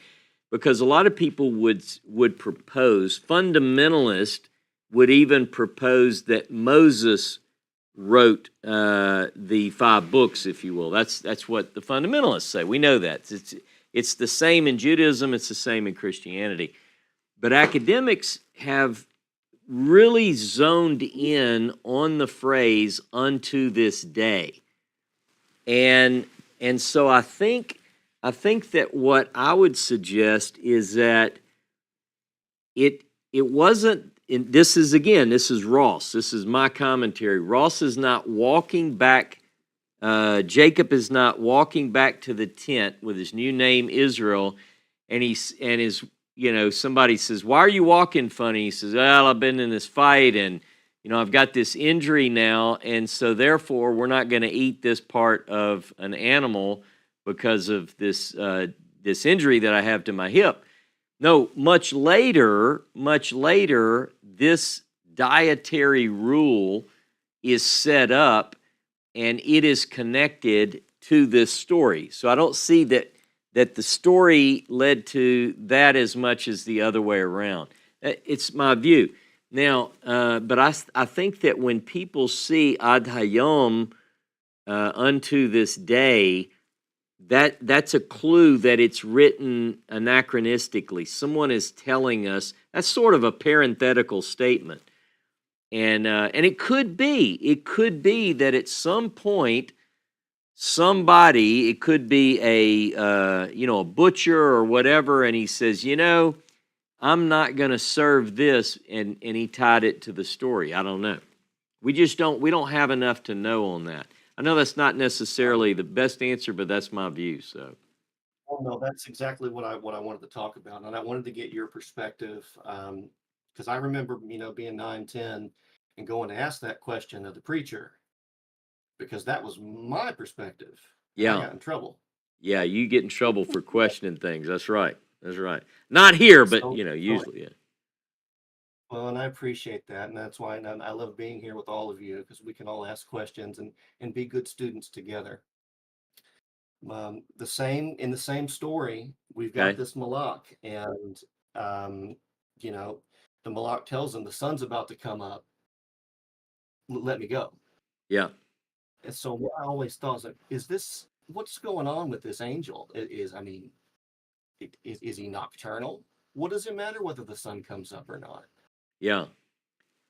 That's a good question. I don't know that I have an answer, but I can tell you now that I haven't been in a fight in a very, very long time, and hopefully I never have to deal with it again in my life.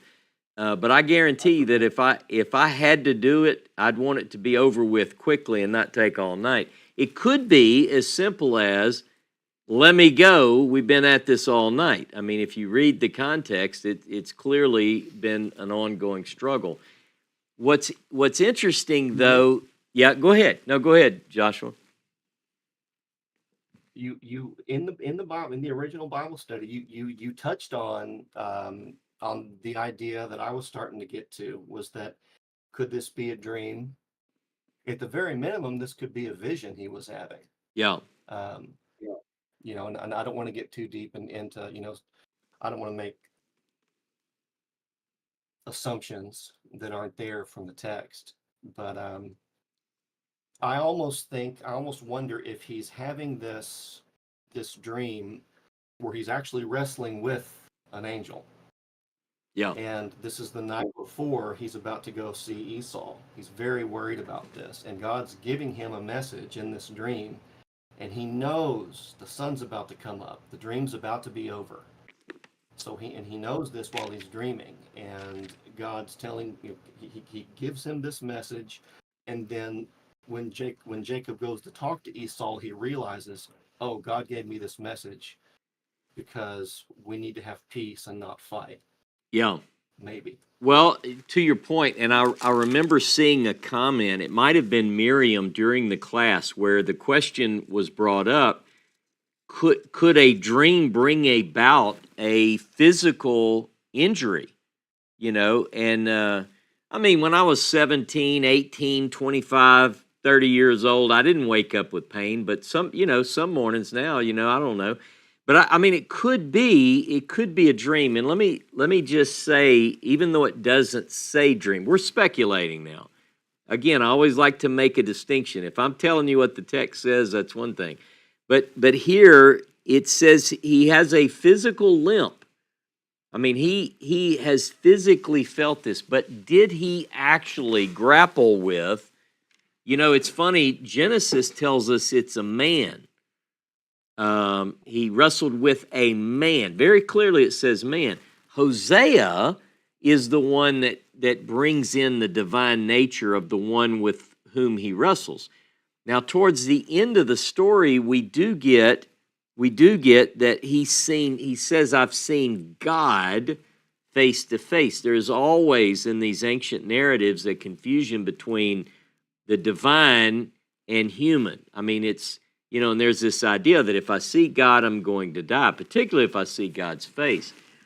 But the reason that a slight click goes off when I think dream, Jacob, this would not be the first time that Jacob dreams of angels.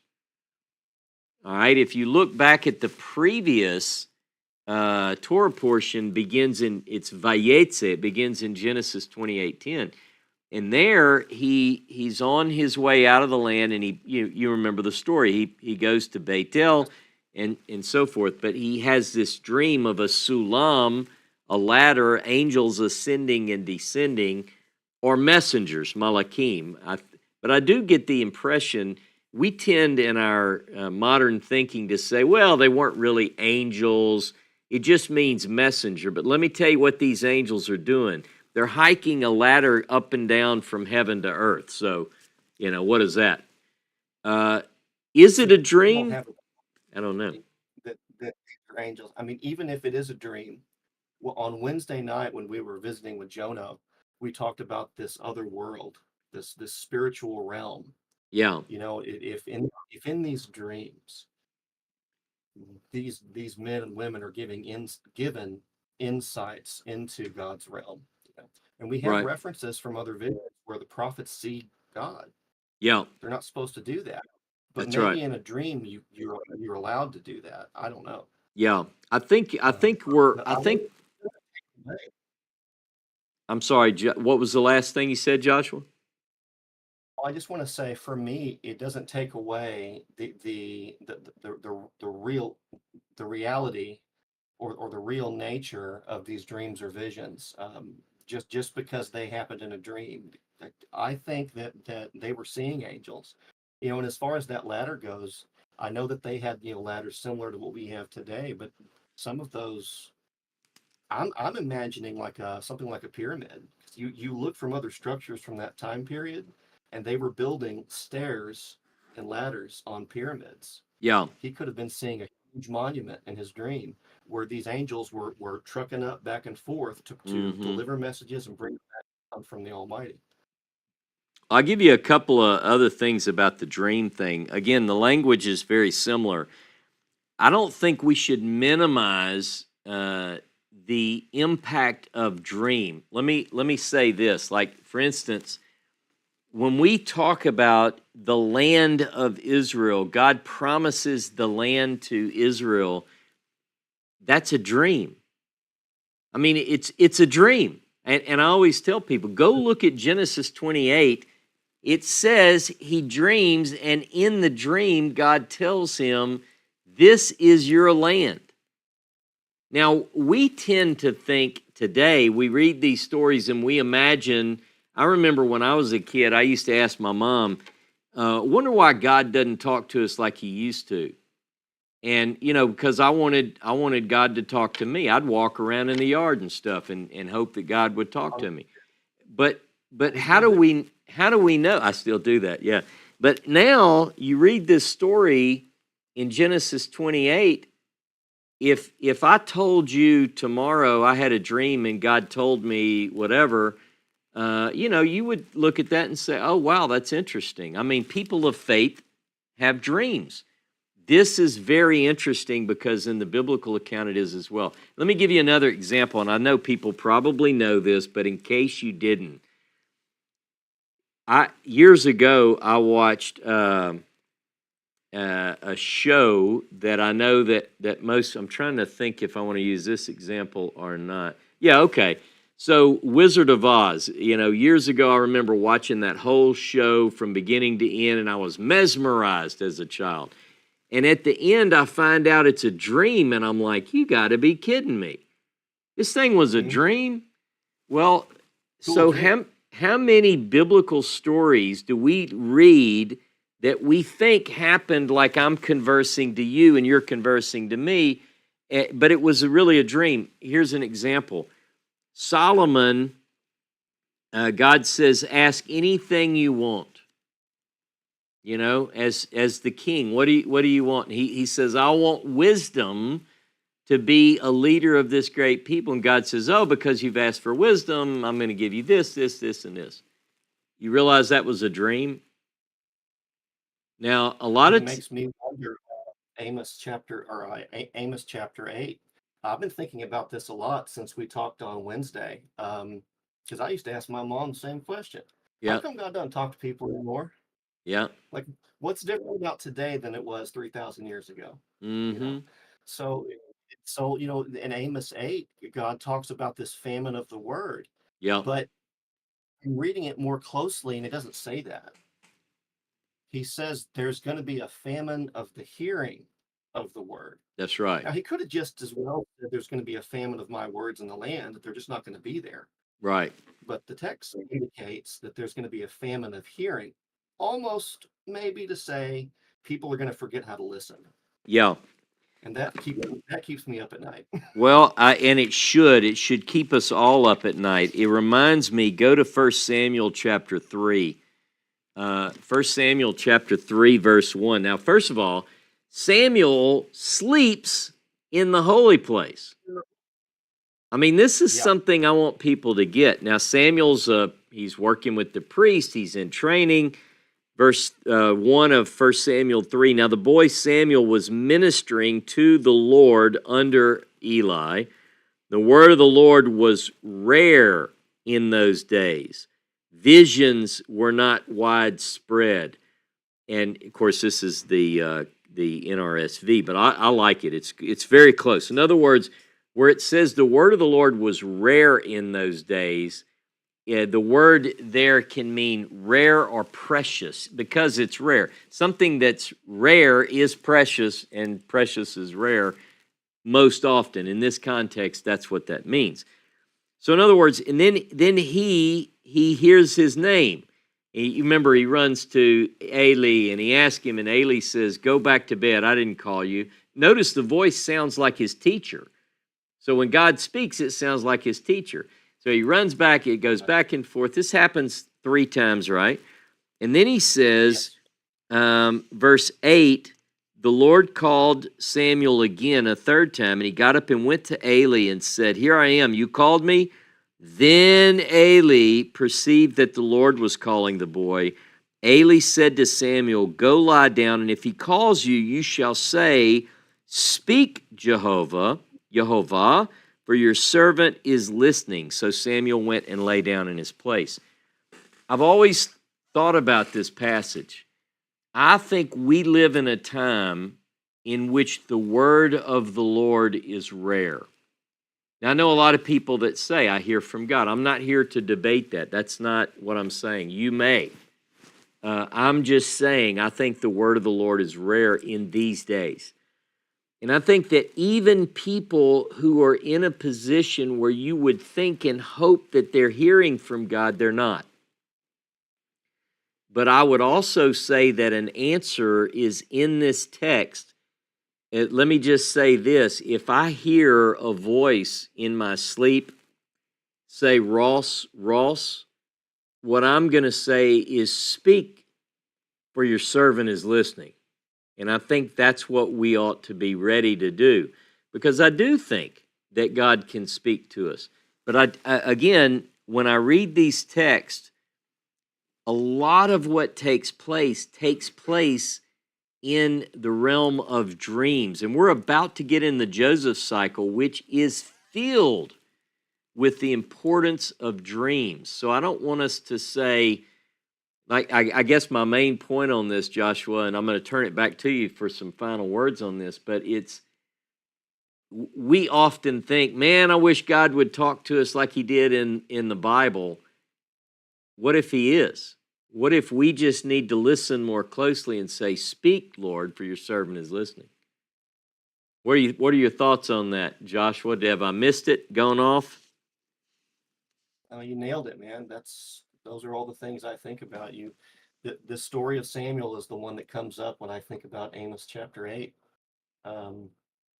Those are all the things I think about and wonder about whenever I read these ancient stories. Because like I said, to me, it doesn't matter whether it happened physically or whether it happened in a dream. It does not diminish my faith. It doesn't diminish my belief, in God. I think these things really did happen. Yeah. And I think that the reason that we don't get more, maybe that the word of God is more precious in our time, is that we've either forgotten how to pay attention, or God literally took away our ability to. Yeah. Well, he certainly, if you read in Deuteronomy 29, I'm going to wrap our fun discussion up and get our next caller on, but look at Deuteronomy 29. What you just said, this verse hit me in verse 4 of Deuteronomy 29. But to this day, there's our phrase again, the Lord has not given you a mind to understand, or eyes to see, or ears to hear. Right. So it is a gift. It is a gift. And Seth and I brainstormed quite a few things that we've got in the pipes. One that's sometime down the road now is a class that I want to do. I've done before. I want to teach again this idea of the hiding of the face. And I think it's real important about these concepts. I love that Bible study. That was a great one. Well, Joshua, it's good to hear from. I'm going to bring James Erickson on, and James, I think you're going to be. Thanks, Joshua. James, I think you're going to be our caboose today, just because I've been going for a couple of hours. And so hey, James, how are you?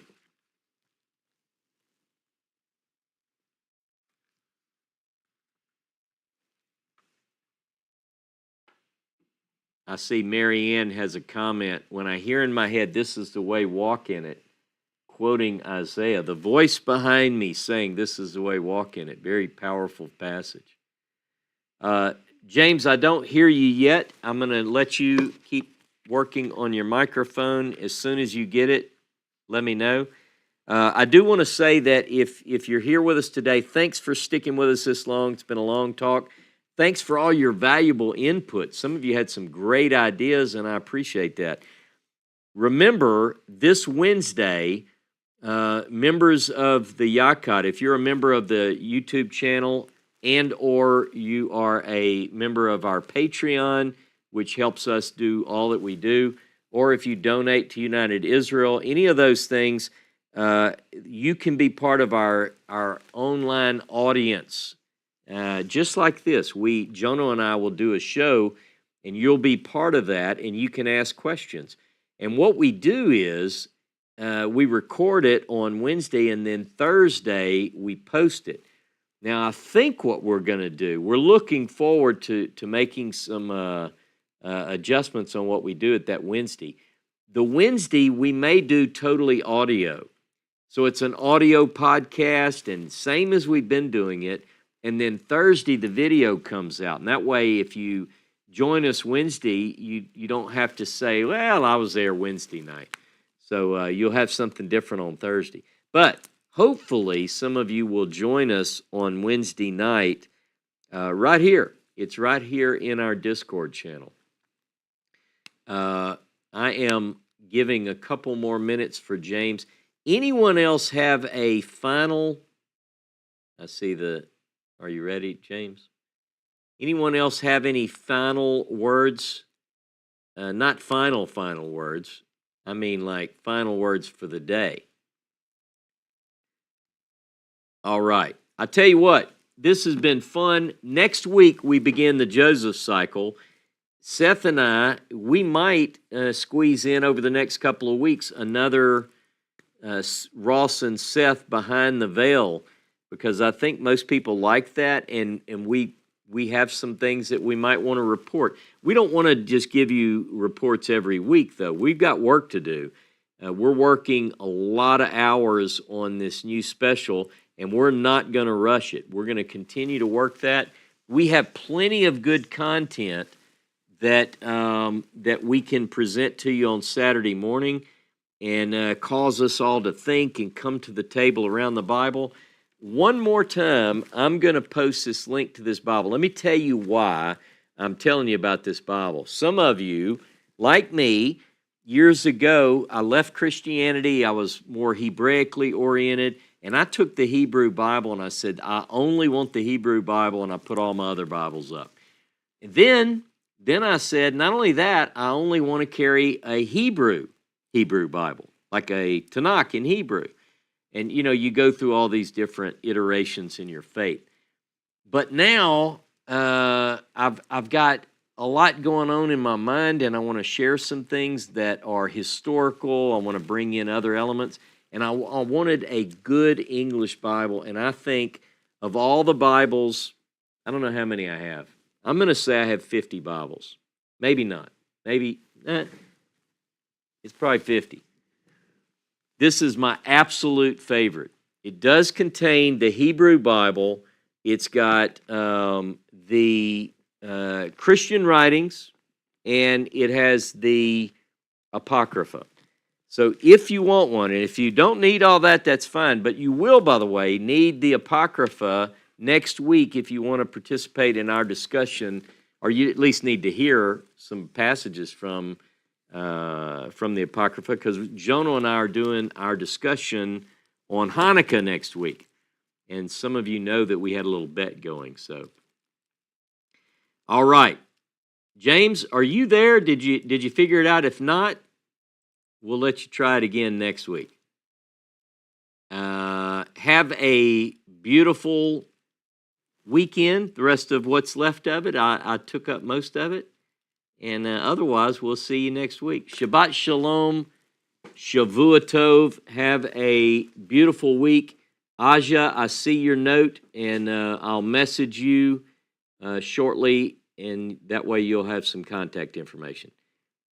Thanks, everybody. Take care.